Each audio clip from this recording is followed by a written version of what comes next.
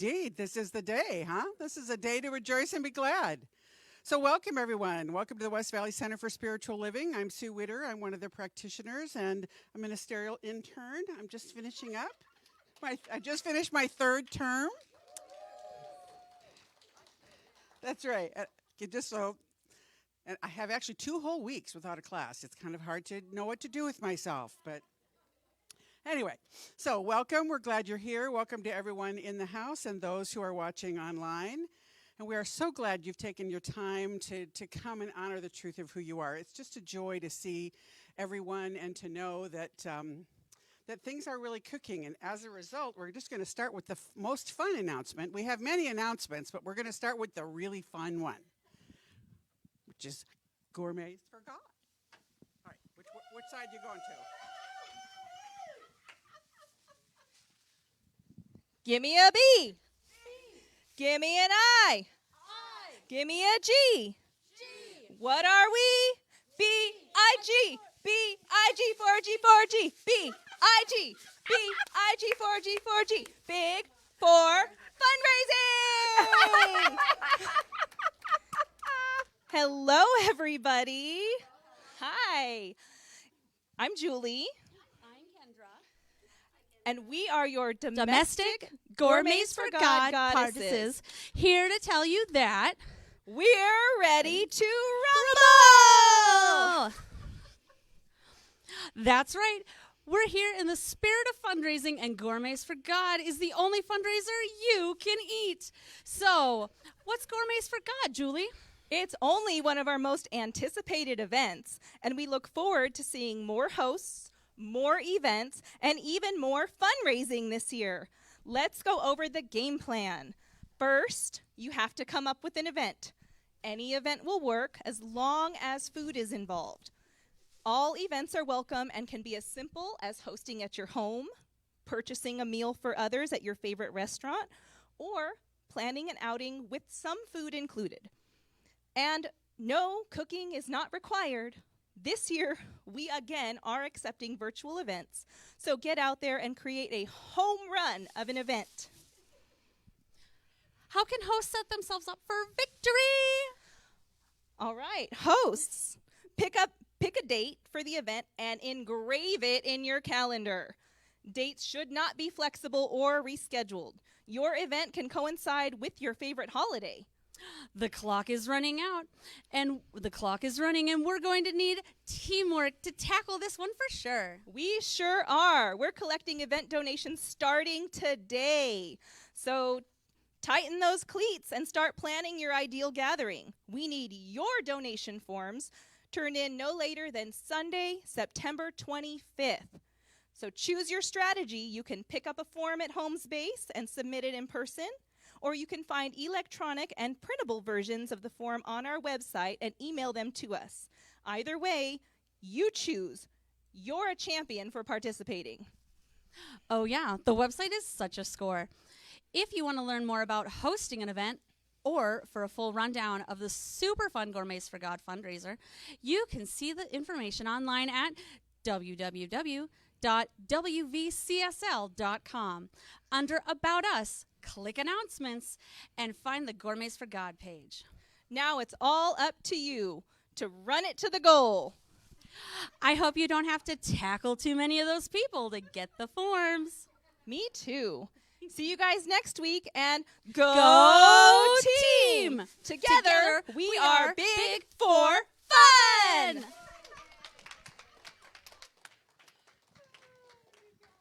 Only you guys can make announcements fun. Normally, announcements are the things that we all tend to sleep through. I will tell you the truth that there was a time in my life when I purposely came late. I don't do that anymore, but there was a time in my life when I did do that. So anyway, we have many, many things going on, and I will try to keep them brief. We have a women's retreat coming up on the 24th of September, so that will be fun. There's a sign-up sheet out in Papke Hall.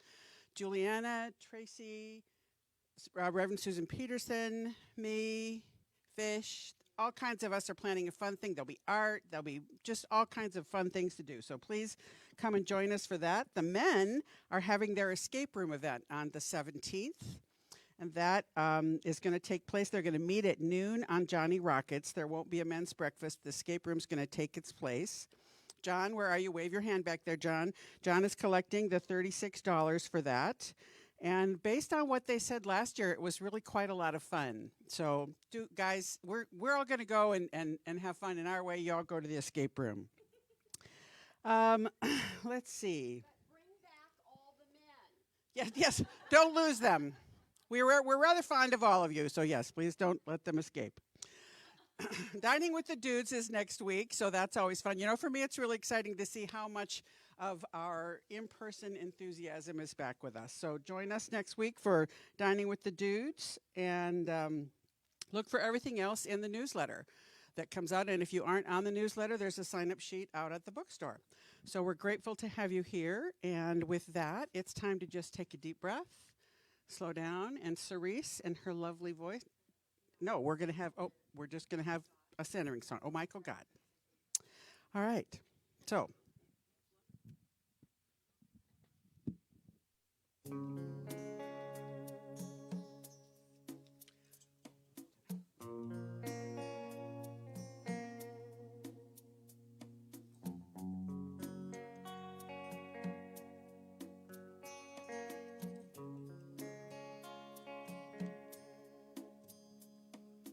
I will make a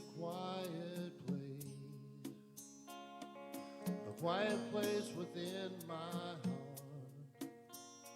I will wait upon the Lord, wait upon the Lord. Be still, my soul, be still. Be still, my soul, be still. Be still and know.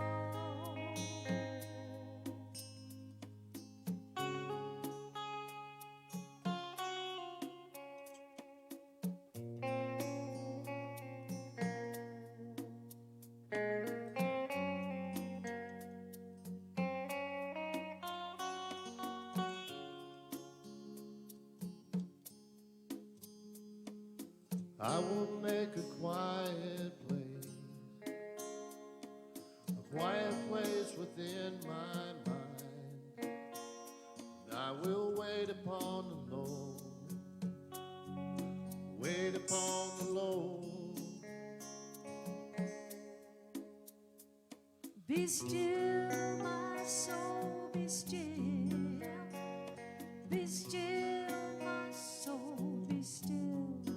Be still and know. I will make a quiet place within my life. And I will wait upon the Lord, wait upon the Lord. I will make a quiet place.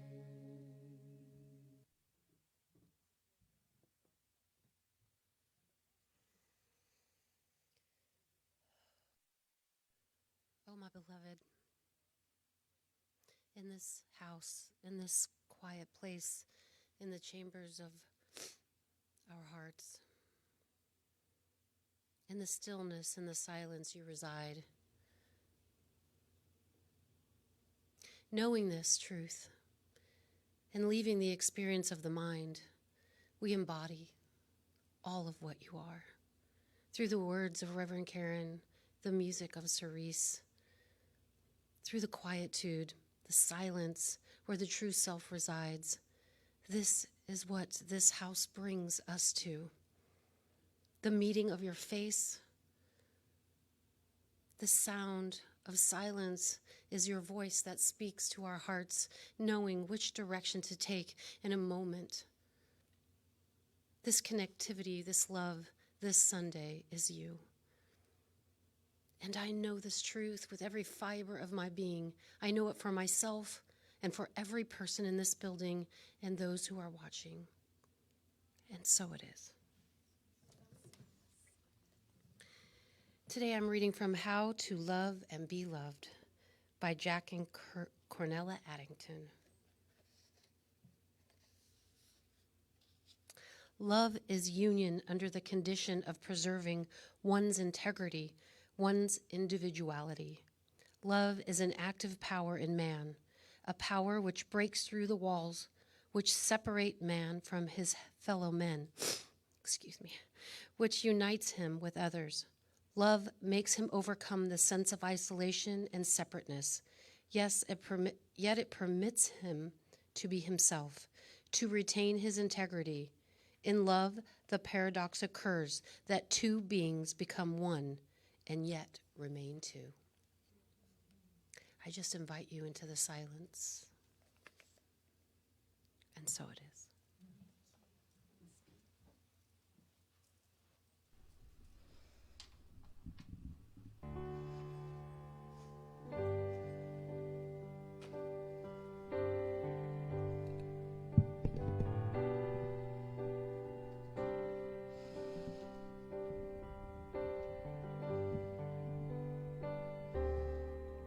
Get ready, my soul.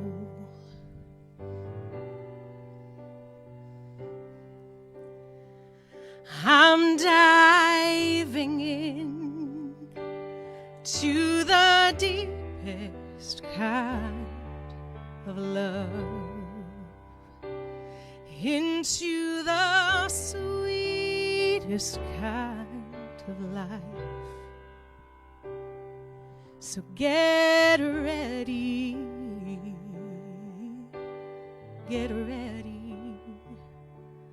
my soul.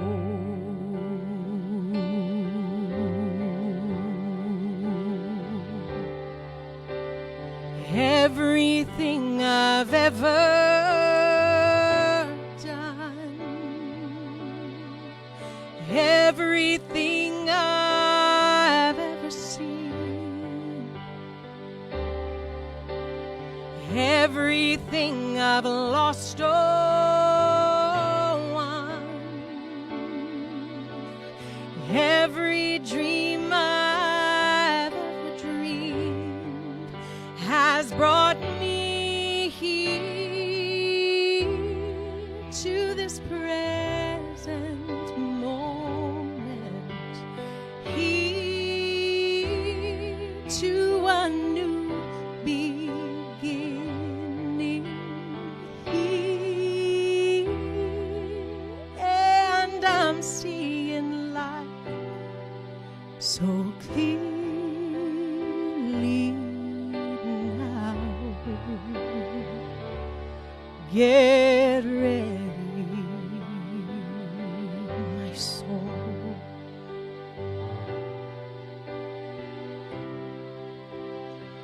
'Cause I'm diving in. Get ready, my soul.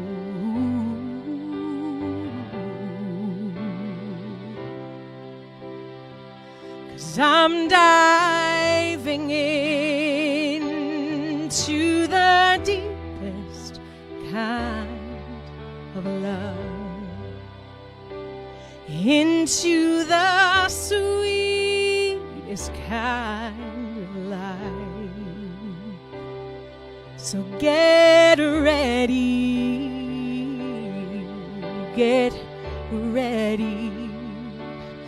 my soul.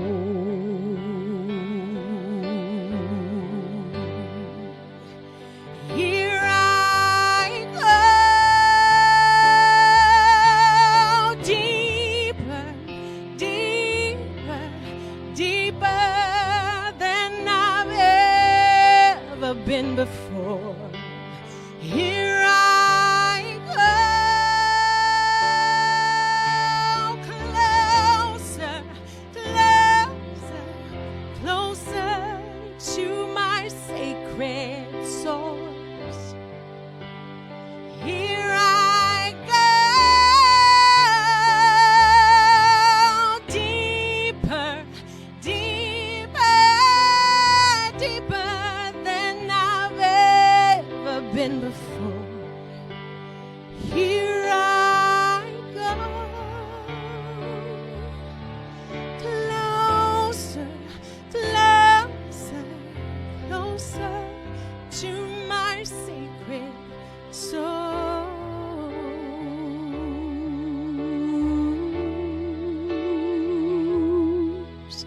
get ready, my soul.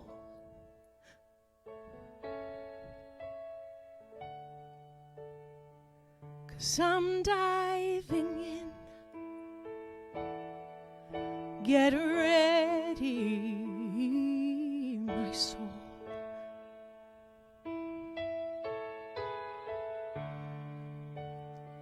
'Cause I'm diving into the deepest kind of love, and I choose the sweetest kind of life. So get ready,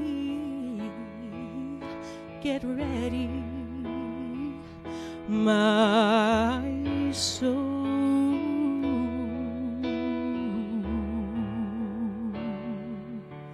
Get ready, my soul. Yeah.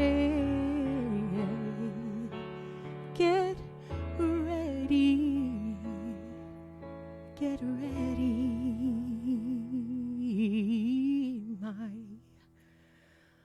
my soul.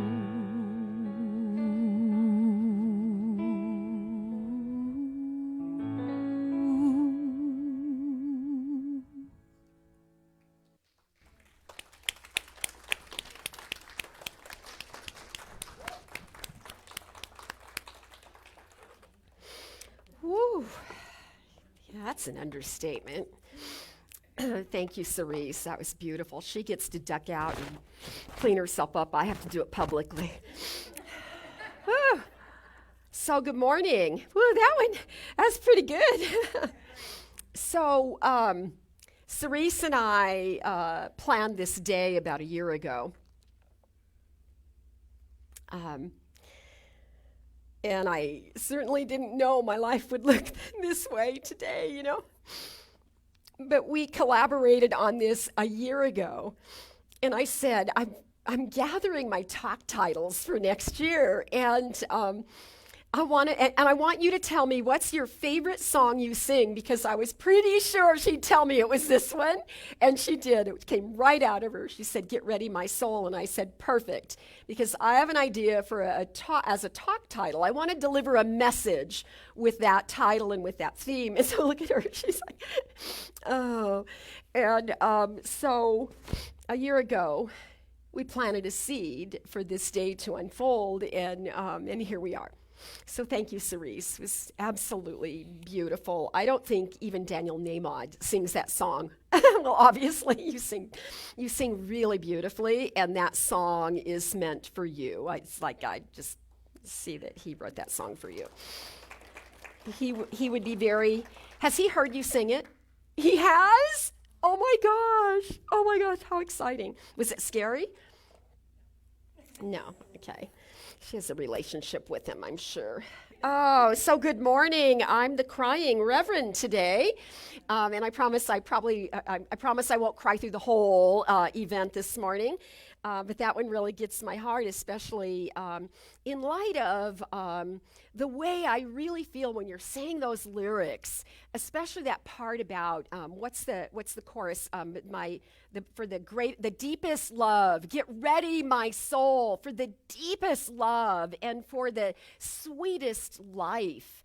And so I think it's a really beautiful, I've never had this experience of hearing it after I've gone through an experience where I understand it. The gravity of the experience then opens you to the beauty of the meaning that Daniel Nahmod felt when he wrote that song. So that's what we're talking about today. Get ready, my soul. And there's an old Chinese saying that says this, I like this: keep a green tree in your heart, and perhaps a singing bird will come. keep a green tree in your heart, right? Green, alive. I see this spreading of a beautiful tree in your heart. And then you've made space for a singing bird to come.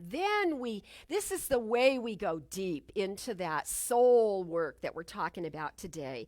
That when that singing bird comes, that's when you can hear song again. That's when you can feel your place in the dance, the rhythm of life.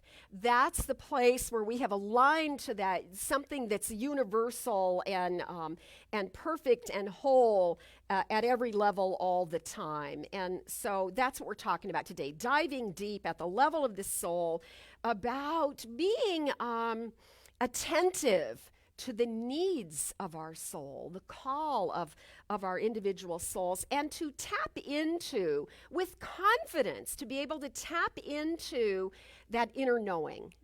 Jesus said, the kingdom of heaven is within, to tap into that, to touch that place where that wisdom abides. And then I guess that I've begun to believe that our work then is about learning to trust that wisdom, to pay attention to it, align to it, and then thereby trust it. Now, Dr. Ernest Holmes, who is the founder of this teaching, The Science of Mind, he had a very clear view, and he was able to articulate in ways we can actually use and study, that our attentiveness to our thought, to pay attention to the thoughts that you're thinking, really will make a difference in our lives. Because the thoughts that we think in that sort of repetitive way, that there's always something going on in there, and those thoughts create an atmosphere. So he spoke often about the atmosphere of thought that we live in, based on what we think about and how we feed ourselves to stimulate our thinking, and that all of that makes a big difference, because the atmosphere we create in our thinking then creates an energetic in our being, and it ultimately influences everything else about our lives. When you're not in a good mood, the world doesn't look very good, right? It's like you have to you start at the top. You start with your thoughts, and you monitor and course direct and do the things that you need to do. I know if I'm teaching a class and I'm creating an experiential in the classroom, that I might bring in music, and I might play with the lighting. We do that on Sunday morning here, right? We use music and lighting to enhance your experience, so that the soul can go deep, that we can open ourselves, we can soften our heart, open our minds, which then allows our heart to be supple and open, and that's where we touch the soul work. And so we're setting a mood to create an atmosphere in a room, but we do the same things in our minds, in your own private space, the room in your experience of living. So what you think about is then something that creates visual images in your mind. You start seeing in your mind's eye those very things that you're thinking about. And the more you think about anything, we realize that that's when things really take hold in our reality. So the deeper work that we're always encouraging, every class that you'll attend here has to do with paying attention to that way that we sort of court the divine. I really believe it's the divine courting us. But there's this beautiful union that is much like a communion when we're aware of it. And the message this morning then is about doing that. We do that work so that we can be more aware of the hidden beliefs. There are crevices in there and dark places, and sometimes you're carrying around some hidden beliefs that you don't even know you believed, or you find yourself in some kind of agreement with maybe a stranger in the grocery store. Has this ever happened to you? And you go home and you think, well, I don't believe any of that. I don't know why that conversation went quite the way it did. If I had that to do over, I would be a little more clear about where I stand in relationship to that, or perhaps not. But the message this morning is about that that green tree at the level of the heart. Keeping the green tree in our heart so that we can be attractive to the singing bird. We can bring in that we're preparing ourselves at the level of the soul for song and for music, that dance, for beauty, for goodness, and generally speaking, for a higher experience of well-being in our living. Get ready.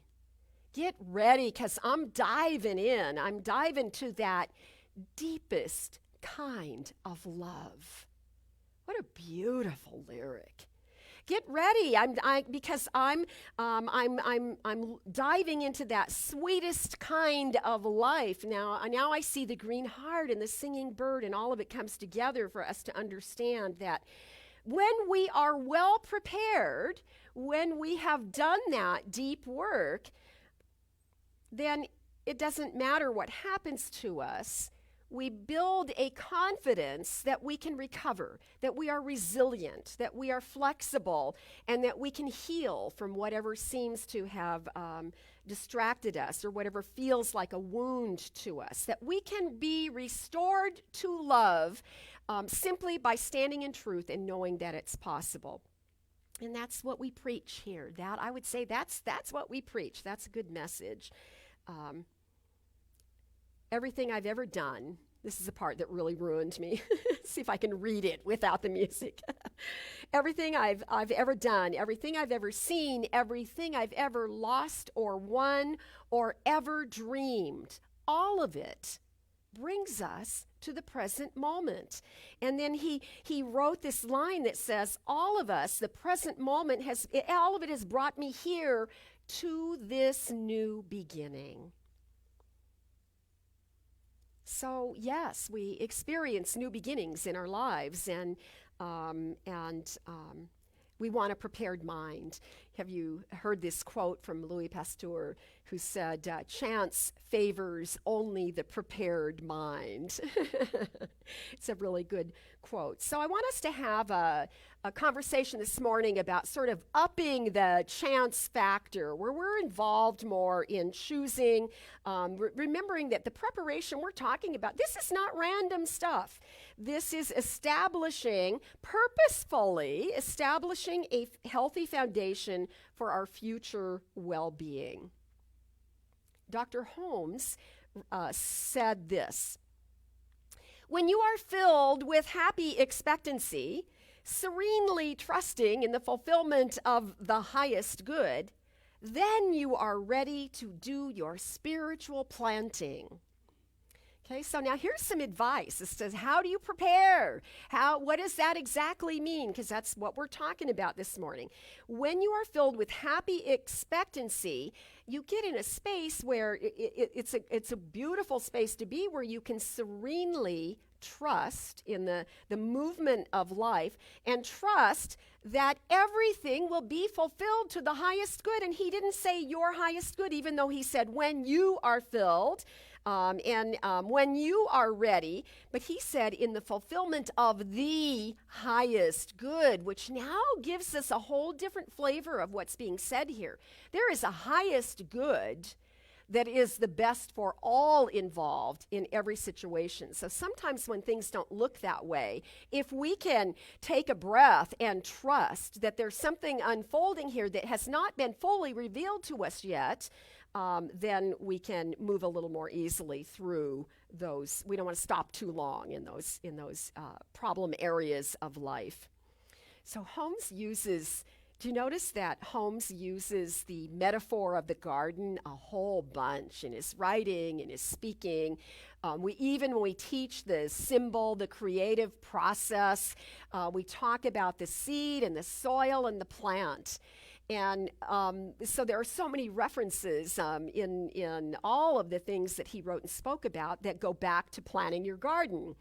And I think that it's not an accident that he related so well to gardening, because he grew up on a farm. He was one of 9 sons, and they participated in helping their father run the farm and work get the crops planted and get the land prepared.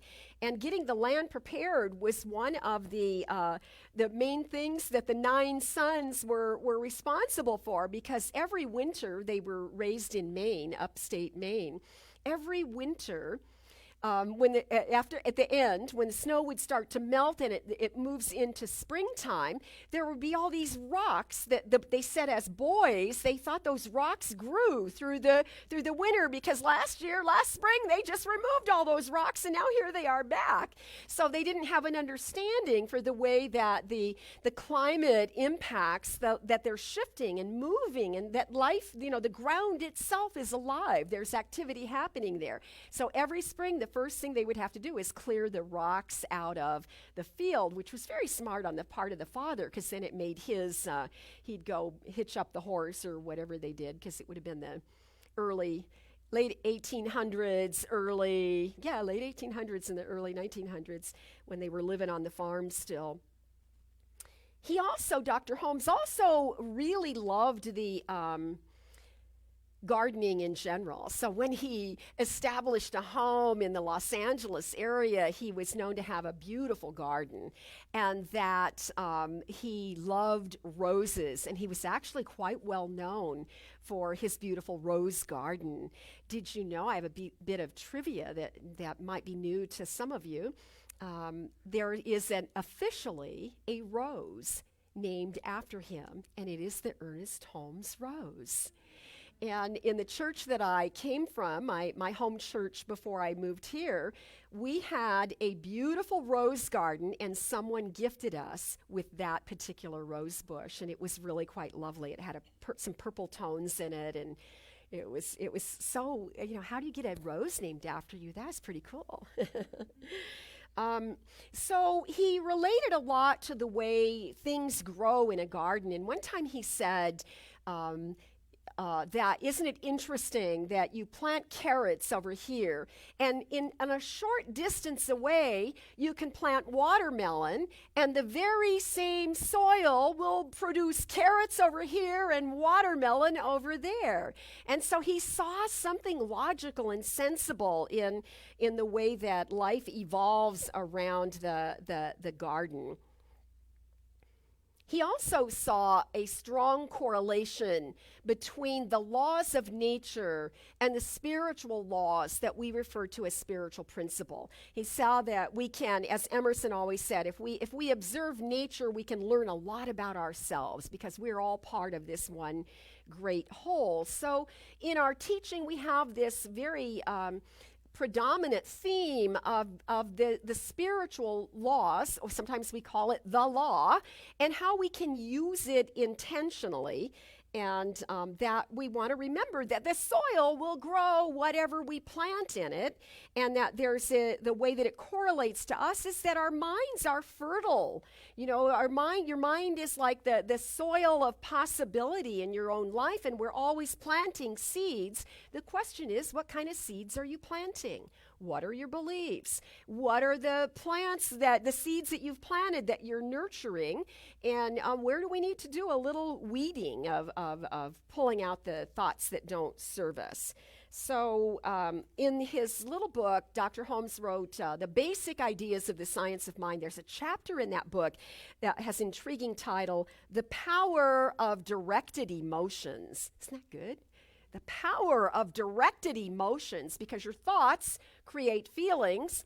Will you be aware of that process that's going on and direct or redirect the process that's happening within you? So in that chapter, Dr. Holmes says there are four things that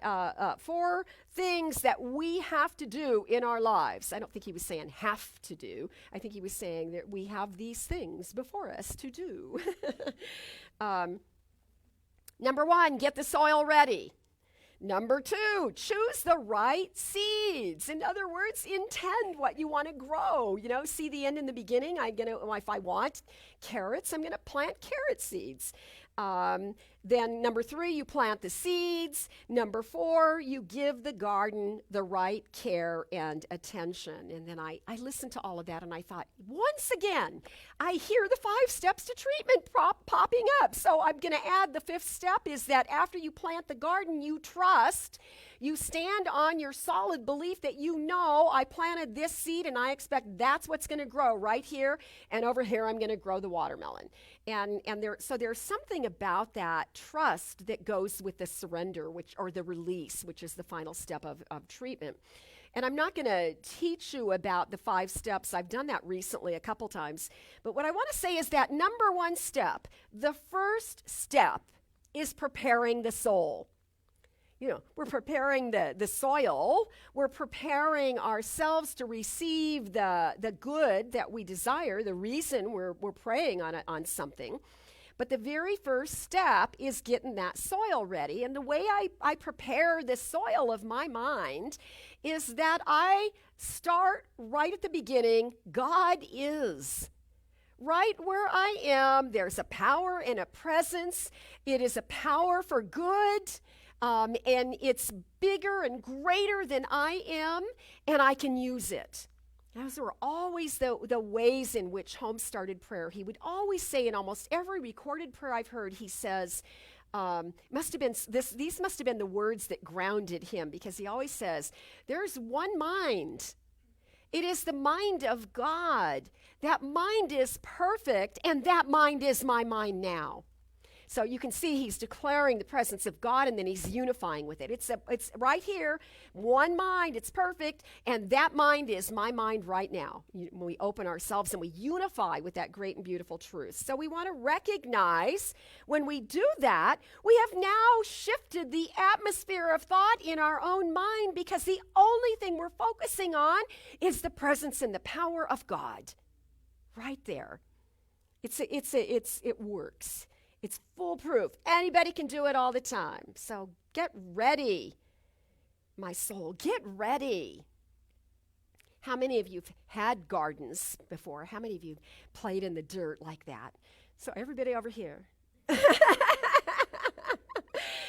My first experience with planting a vegetable garden happened in the late 70s when Hugh and I moved our 4 babies to Arkansas. We lived in the very northwest corner of Arkansas. And for me, it was like we were way out in the country as far as I was concerned, but we were actually in the city limits, and we lived on a really rural street. It was barely paved, and we had a pretty big chunk of property, which allowed me a pretty good sized garden. And our next door neighbors,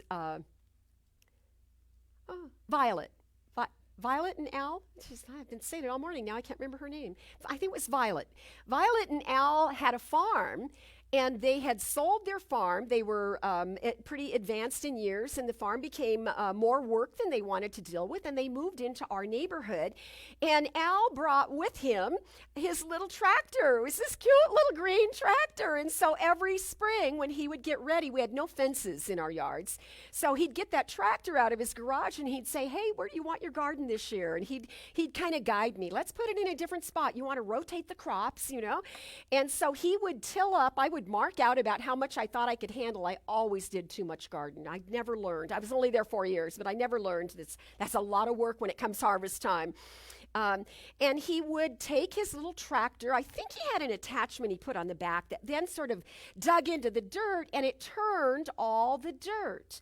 So he's tilling the earth for my garden and his garden.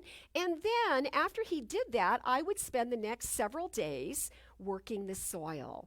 So now we're talking about get ready. We're doing the preparation work, and I would get the rocks out, right? You're going to remove the obstacles. First thing you're going to do is remove the obstacles. And then I would treat the soil. Doesn't soil love compost, and that whole idea of gardening and different kinds of food, nutrients, fertilizers that we might toss on the garden. And so then I would have these great successful gardens, and I was pretty confident about it because I followed what all the gardeners, the professional, my neighbor and friends that would guide me, this city girl, and oh my goodness, I canned and I Oh, I did all of it. I actually won a blue ribbon at the county fair for my pickled okra. He was always proud of my pickled okra. I won a blue ribbon. So there's lots of work involved in the preparation. The planting isn't much, right? It's sort of like ministers think that ministry is about Sunday morning. It's not. This is the fluff I get to play in. It's my privilege to do that. But the work is all everything that happens behind the scenes. And so we do that work in the preparation, and that then ups our confidence for the success of the harvest. And that's the goal, right? We have the image of what we want to harvest out of our garden, and we can do the very same thing with the stuff that moves around in our own minds. So in our humanity, in our human form, life is the same way. We're turning the soil of our thoughts, trying to get out those obstacles. We're feeding our minds with nutrients. I always say if you watch a half an hour of news, you better also watch a half an hour of something really spiritual and uplifting, or a half an hour of something that makes you happy. Like I like all the music and I love to see the talented kids, and whatever it is, you want to prepare your soil so it tips in the side of joy and good, and that green tree in your heart can start attracting the birds. Otherwise, you get what you're left with. So just pay attention to that. We're doing soul work here. And we want to stay on course so that we can reap the results of our hard work. Now, here's how it works. Here's a minor example of how it works. When you've done your soul work, right? When you're committed to a spiritual practice and you got your life in balance in favor of spiritual truth, anything that helps you see God in the presence of others and in nature, anything at all that will help you. When you're well prayed up, you have readied your soul for whatever might occur during the day. Whatever news headlines might reveal themselves during the day. Because if something goes wrong in the world needs us to be ready to pray. Right? We want to be prayed up. We want to be readied.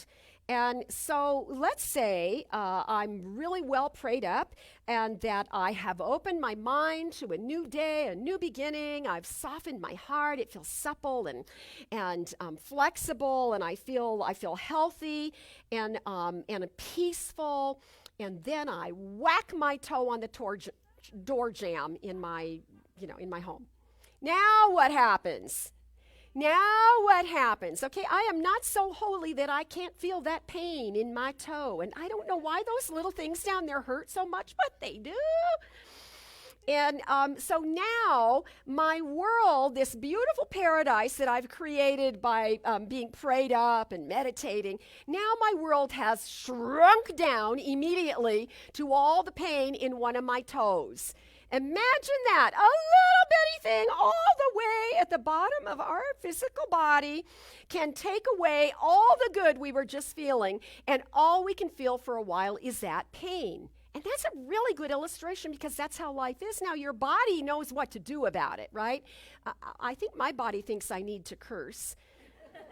Just notice it goes hand in hand with those kinds of surprises. But when we have readied the soil of our expectation for the day, then it will be a short while before we realize we can get back there again, right? So even if you have to change shoes because now you can't wear the shoes you thought you were going to wear, you're going to have open-toed shoes maybe to let that little toe breathe it out. Maybe you even feel soreness the whole day, and you're also going to assess whether or not you need medical attention. I'll just throw that in there because you want to be responsible. Listen to all the nurses going,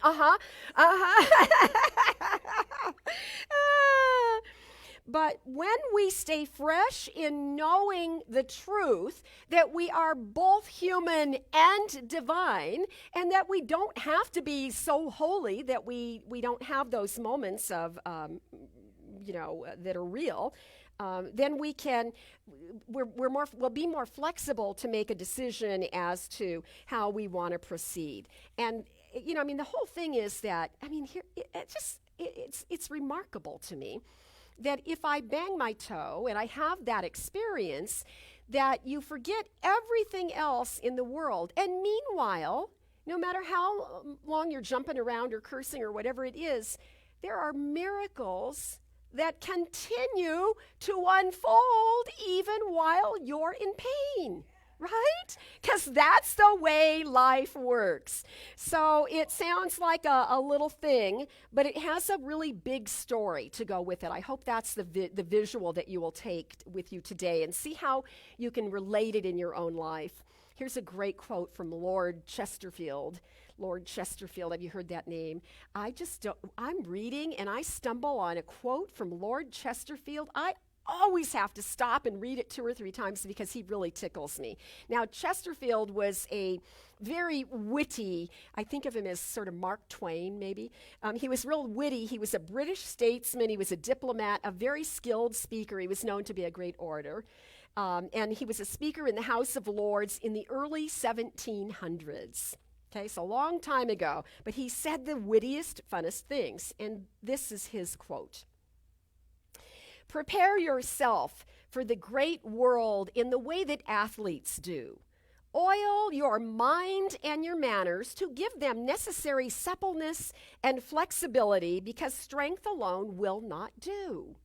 Right? So we can be strong-willed. We can have a strong mind. I watch people sometimes trying to use this teaching, and what I see is, oh, you're trying to will that into being. And there's a big difference because we're not using our power to make something happen. When we pray, we are calling on, we are opening to the power that is greater than we are, so it's never hard. So prepare yourself the same way that an athlete would get warmed up to do whatever the athlete is supposed to do. But I like this part where he says, oil your mind and your manners. Oil it, right? So we're going to make it supple and more flexible. Oil your mind and your manners. He's talking about pay attention to your thoughts, right? Oil your thoughts and your behavior. Let your thoughts align to your actions in the way that you're willing to step into your day. And then you will find, if you do that, you will find that you are way more flexible than you thought, and you never have to use your strength. You will always be relying on a power that's greater. He's talking about character in the same way Emma Curtis Hopkins speaks of choosing the character you desire to exhibit in your living. But what do we do when it's more than a sore toe? Because let's face it, it's easy to talk about a sore toe and laugh about those things. What do we do when it's more than that? I looked to Viktor Frankl, because he's sort of the extreme. But Viktor Frankl is the psychiatrist, someone who was well studied in human behavior, and he found himself in Auschwitz, the concentration camp, essentially lost everything, including his beloved wife. So now here you have this educated man who studies and seeks to understand human behavior, and he's living in this extreme environment, a very complex situation. And what he realized was that the meaning of life shifted. You couldn't understand life the way you used to understand it when you're living in that environment. And he said that what they realized was that what mattered was only every individual experience in a very personal way. Each person who had their own individual experience would interpret it based upon what the meaning was to them at that moment. And so that would always be changing, right? So here's what Frankl said. He said, you have what no Nazi guard can take away from you. You have soul. When you choose to learn and to grow from the weight of the world, you are putting your soul in charge of your life. Then you're living for that deeper, hidden truth that is beyond the circumstance. You have something that nobody can take away from you all the time because it is your soul. And so all of this work we're talking about doing, get ready, my soul, that's between you and that inner knowing, that inner wisdom, because we're working the soul, we're working that inner wisdom that's already there inside of us. And this line absolutely sends me, and it's such a gorgeous truth. He says, when you choose to learn and grow from the weight of the world, so there's a lot of heaviness in the world. There's a lot of heaviness in our individual lives. Things come and things go, these circumstances that he's talking about. When you do that, when you let your soul be in charge of your life, then you can move and live and have your being beyond any circumstance. I think we need to hear that. Circumstance does not limit our good. My circumstances in my life do not lessen the presence of God in my life. The only thing that lessens it is my lack of attention toward it. And as that's true for me, it's true for all of us. So we can, I love that. This is going to be my prayer this week. I'm going to pray this week that we choose that we can learn to grow. We choose to learn to grow from the weight of the world. Now, I personally relate to all of this. You know, I mean, I'm not Viktor Frankl, and I certainly am not whoever the other dude was. Lord Chesterfield. Oh, I know. I jumped ahead. I thought I was further ahead than I am. I've had some experiences, and you know, the last couple of weeks in my own life have been like, whoa, this is so great. Oh, this is so bad. Whoa, this is so great. It's like, what the hell is going on here? I have readied this soul to be able to do this better, you know? What is this? You go right into why. Never, you know, the why is not the right question. And so what I can tell you is that at the end of a couple of very tumultuous weeks, I have landed, and I know, you know, we don't stay here. Tomorrow's a new day. But what I can tell you is that I am currently, and I think this is why I've been so emotionally touched by the song and the songstress. I have been demonstrating in my own life almost beyond the good I could imagine for my own life.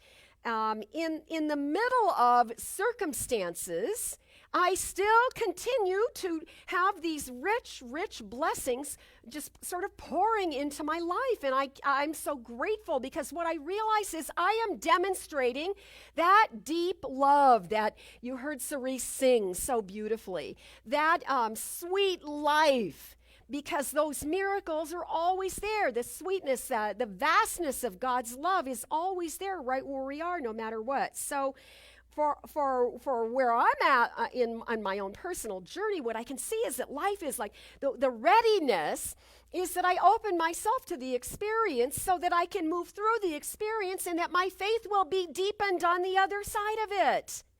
That it doesn't discourage us, that it shows us how amazingly we are created, how miraculous it is that we can move through the things that we have to move through.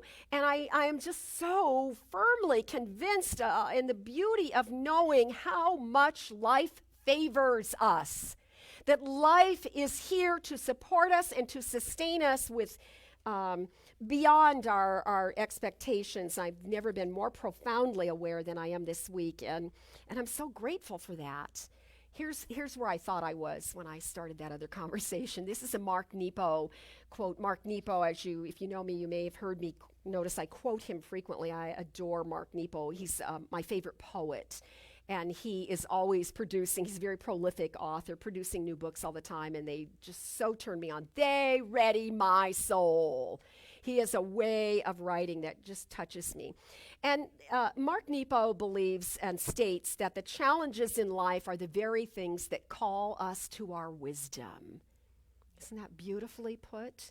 The challenges are the very thing that call us to our wisdom. And the reason he knows that and he writes about it is because he survived brain cancer. He had a very advanced and rare form of lymphoma that manifested as a brain cancer. And it was through that experience that his soul opened up and he became this exquisite writer that can sort of touch the hand of God and relay words that can touch us, and we can be awakened by it too. So what I was thinking earlier was that, I've had my challenges this year, and so have you. And I'm not Viktor Frankl, and I'm not Mark Nepo, and I haven't had those kinds of challenges. And what I know is that, what's really interesting to me, this still sort of confuses me, but, death, the loss of a loved one, is like really, really, really normal. We will all go through it. It's not likely that any of us will not have had that experience in one way or another. And still, I'm aware of how profoundly it altered my entire life. And I love that Mark Nepo says, don't ask why. Because if you look at Frankl and you look at Nepo and you look at all of us who have lost loved ones, in every case, the circumstance called us to a choice. We have to make a choice. This is why we don't ask why. If you ask why, you don't have to make a choice. It will sidetrack you and you will go down a different avenue.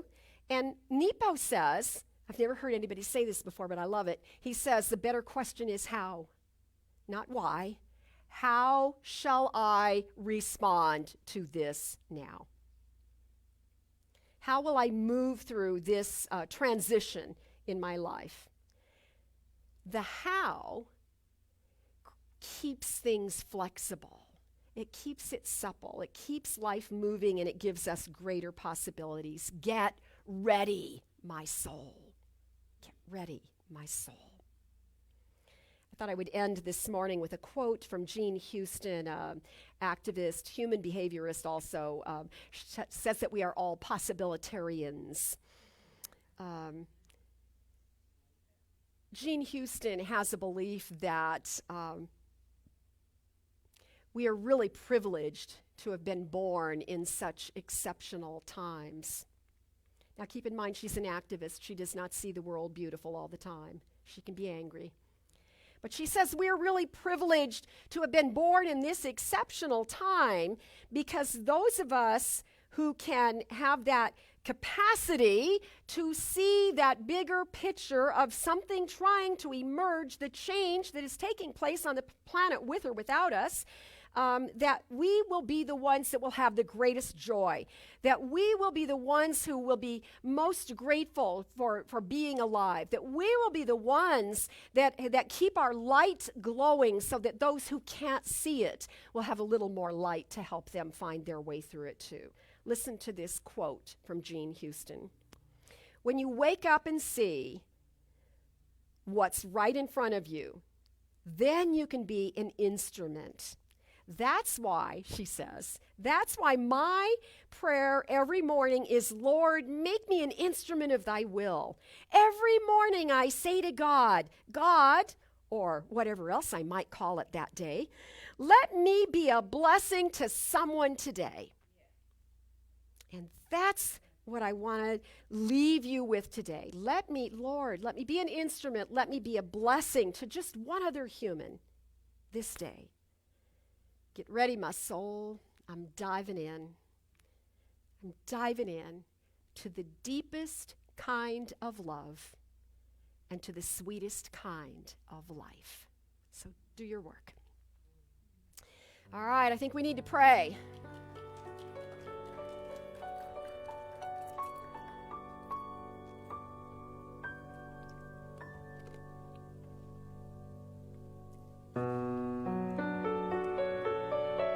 Take a nice deep breath and just begin to be aware of the atmosphere of your mind is shifting.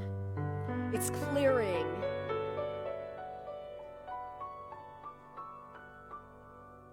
And feel the love of God within you.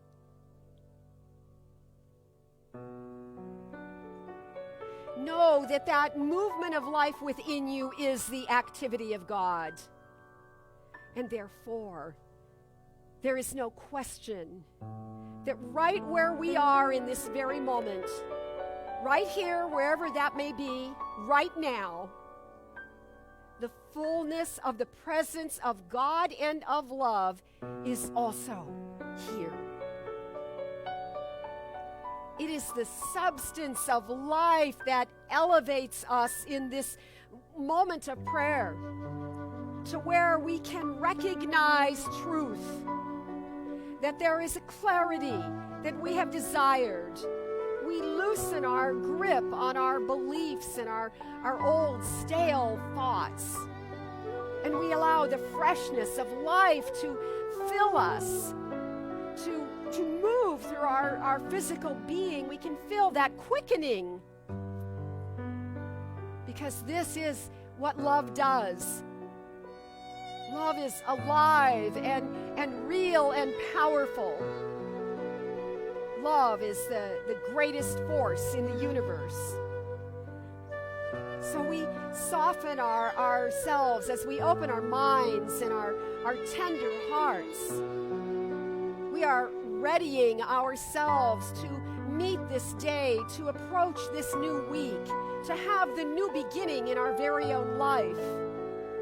And so we allow our hearts to be like green trees that draw in the songbirds, that sing inside of us, that serenade us in this beautiful truth that where we stand is this miraculous time not only in the history of the planet, but it is a sacred time and it is a holy place. So together we feel that love. We pay attention to our thinking. We allow ourselves to be fed and nurtured with the divine thoughts, the thoughts of God, for we indeed are one with that mind of God right now. And so there is something absolutely perfect that is revealing itself to us and through us. It is that very thing, that intelligence in our physical body that heals what ails us, that allows the sore toe to calm down and the fires of pain to be released so that we can walk calmly through our day in spite of the circumstances. We give thanks for those people who have been amazing examples in our lives of how to be brave and courageous, how to put one foot in front of the other when it doesn't feel like you can. And yet, there is that within us that is greater than we are, that assists us in every way, that bestows the grace upon us in every moment. And so we just open ourselves right now. In this holy moment, we open ourselves to be vessels, and we become aware of the clarity of our thought as the Spirit itself cleanses our minds, cleanses our bodies, heals what ails us, restores us to that perfection, to that wholeness, so that we might live these vibrant, vital lives in this vibrant, vital time. I know that these blessings ripple out and are like a healing balm to all the loved ones in our families, that every prayer is answered, that every person becomes a vessel for God to move through, and that we make this world a little more divine in that truth, and that this spiritual community stands proudly on this divine, sacred truth, the holiness of life, the force of love, for that is the very thing that has called us together. In fact, it is the only thing that ever calls us. So I say thank you, God. Thank you, life. Thank you, infinite Spirit, for this fresh, renewed awareness. I let it be. And together we say, and so it is. Amen.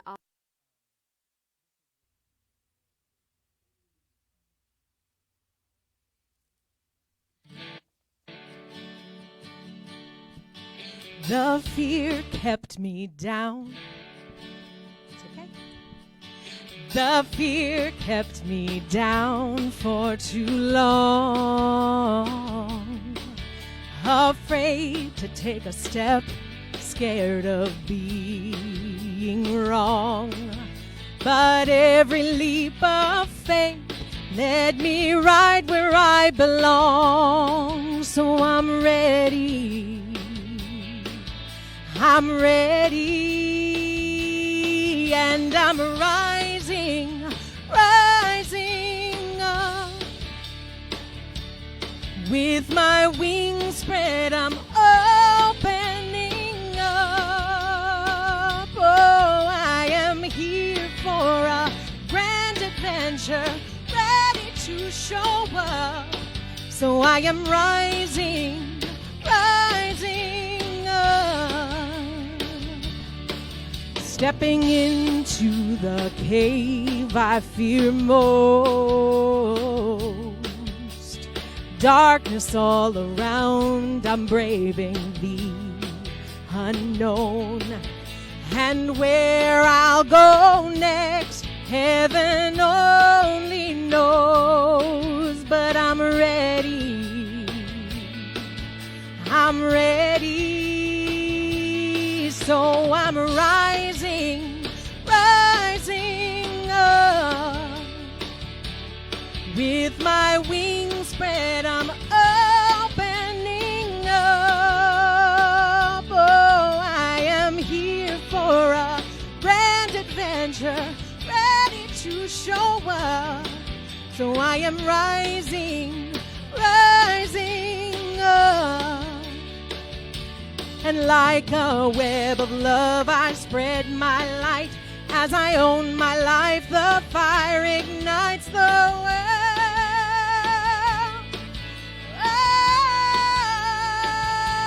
Oh, and together we're rising up. With our wings spread, we're opening up. Oh, we are here for a grand adventure, ready to show up.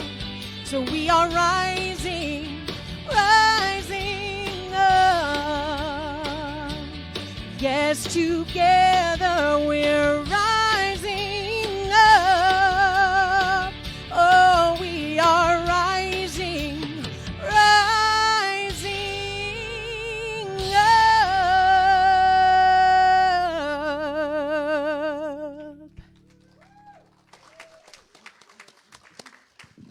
Whew, thank you, Cerise. And you wrote that, yes?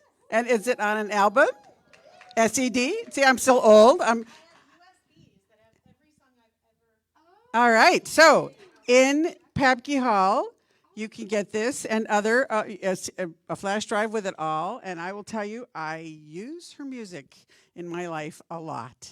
So we're absolutely blessed to have you here today. Thank you. And there is one announcement that I didn't make because I thought it just was warranted to have it unto itself, and that is on the 25th, we will be having a blended memorial service. We lost a number of people during the quarantine, and because of the quarantine, we're not allowed to, we didn't have the opportunity to properly celebrate the lives of those people. So we'll be having that coming up on the 25th. Sunday after service. So please join us for that. That should be fabulous. And please have Cerise, get Cerise's music afterward. It's a great opportunity to lift yourself up. And it is now time for giving and receiving. It's our way to give thanks for this community and for our lives and for the abundance that we experience. So we have our joyful giving affirmation, if you'll say that with me. I live in a consciousness of good. Divine love blesses and multiplies all that I am, all that I have, all that I give, and all that I receive. Thank you, God, and so it is. So we are not passing the basket, but we do have a black box on the wall there, and one out in Papke Hall. So please drop your contribution in. Oh, in the bookstore. I pointed to the right place. Nothing dyslexic about me. Nothing at all. In the bookstore. Follow that rather than what comes out my mouth. It's always smarter. Some days, yes. Anyway, so thank you for that. And I think that's. I think we're ready. And I think we get to have Cerise back again for yet another song that she wrote. And I believe you wrote that as a part of class coming up, yes? And, I mean, this is all about being big for God. So this is my dedication to this community and everything that you have been to me for 21 years. So grateful. So if you know part of it, because I've sung it a lot here, sing along. If you pick it up in the meantime, sing along. If you don't know the words, sing watermelon. Well, that's what they taught us in chorus. So if you'd like to stand, we're going to be big for God today.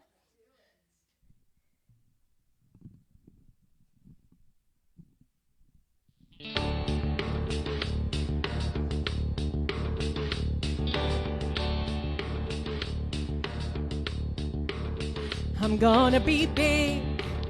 I'm gonna be big for God. I'm gonna speak out.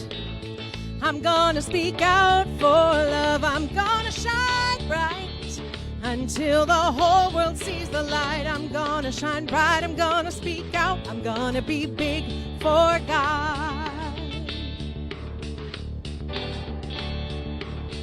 I'm gonna live loud, alive with no regrets. I'm gonna go now, 'cause now is all we get. I'm gonna break free to live in perfect harmony. I'm gonna break free, I'm gonna go now. I'm gonna live loud for God.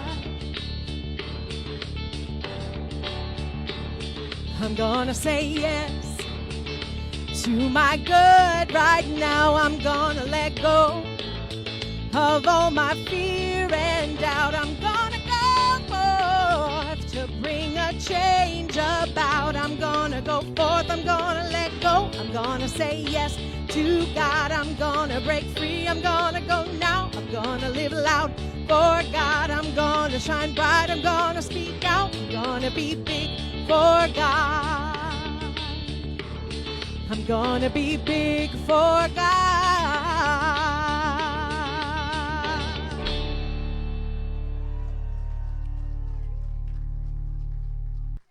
A short affirmation. What was that? My heart. What was the song? Soul.